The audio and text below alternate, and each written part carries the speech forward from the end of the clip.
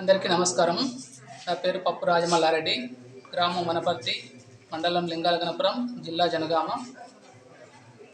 మాకు survey number 590, 592, 600 జిల్లా నెంబర్లో మాకు సంబంధించిన వ్యవసాయ భూమి, తరి భూమి ఉన్నది.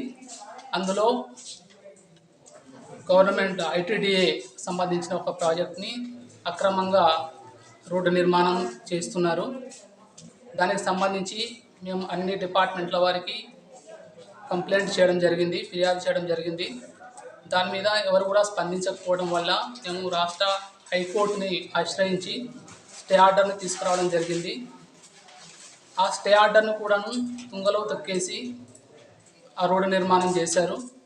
రోడ్డు నిర్మాణం ప్రారంభంలో గ్రామ సర్పంచ్, అప్పుడున్నటువంటి గ్రామ సర్పంచి, ప్రస్తుతం మాజీ సర్పంచి ఉంగరాల శ్రీధర్ గారు, అలాగే మాజీ ఎంపీటీసీ గోల్ రాజిరెడ్డి గారు ఇద్దరూ స్వయంగా అక్కడ నిలబడి మా మీద దాడి చేపించి రోడ్డు నిర్మాణం జరుగుతున్నటువంటి ప్రాంతంలో మేము రోడ్డు నిలుపుదల చేయడానికి చేస్తున్నప్పుడు వారు అక్కడ ఉన్నటువంటి కొంతమందిని ఉసిగొల్పి మా మీద దాడి చేయించారు. దానికి సంబంధించి మేము జిల్లా కలెక్టర్ గారికి వెంటనే ఫిర్యాదు చేయడం, దాని మీద స్పందించి డిపి వారు, డిస్ట్రిక్ట్ పంచాయతీ ఆఫీసర్ గారు ఎంక్వైరీకి ఆదేశించారు. గతంలో ఒకసారి మేము స్వయంగా ఆ ఎంక్వైరీకి హాజరై మా యొక్క సమస్యలు మేము చెప్పాము.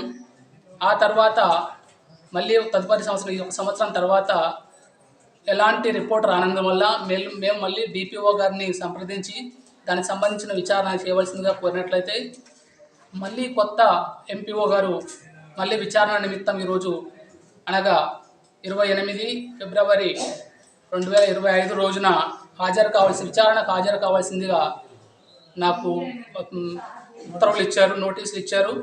దానికి స్పందించి నేను సుమారుగా వృత్తిరీత్యా నేను ఒక వేరే రాష్ట్రంలో ఉంటాను, 1000 కిలోమీటర్ల దూరంలో. అక్కడ నుండి విచారణకు సహకరించడానికి నేను అంత దూరం ఇక్కడికి వచ్చాను, విచారణకు హాజరైనాను. కానీ ఊళ్ళో ఉన్నటువంటి మాజీ సర్పంచ్ కానీ, మాజీ ఎంపీటీసీ కానీ విచారణకు హాజరు కాలేదు. తద్వారా విచారణ అధికారి మరొకసారి దానికి సంబంధించిన విచారణ చేయవలసిందిగా మేము కోరుతూ, వాళ్ళ దగ్గర నుండి విచారణ పిలిపించవలసిందిగా కోరుతూ వారిపై తగిన చర్యలు తీసుకోవాల్సిందిగా డిపిఓ గారిని, అలాగే జిల్లా కలెక్టర్ గారిని కూడా మేము కోరుతున్నాం. ఐటీడీఏ ప్రాజెక్టు రోడ్డు నిర్మాణానికి గాను ప్రారంభంలో 1,20,00,000గా నిర్ణయించారు దాని యొక్క వ్యయము.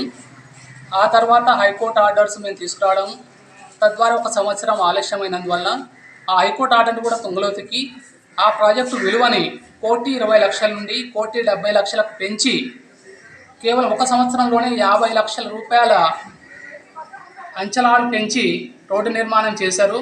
ఇందులో పెద్ద మొత్తంలో ప్రభుత్వ ఖజానాకు నష్టం చేస్తూ దానికి సంబంధించినటువంటి అధికారులను కూడా విచారించవలసిందిగా మేము కోరుతున్నాం.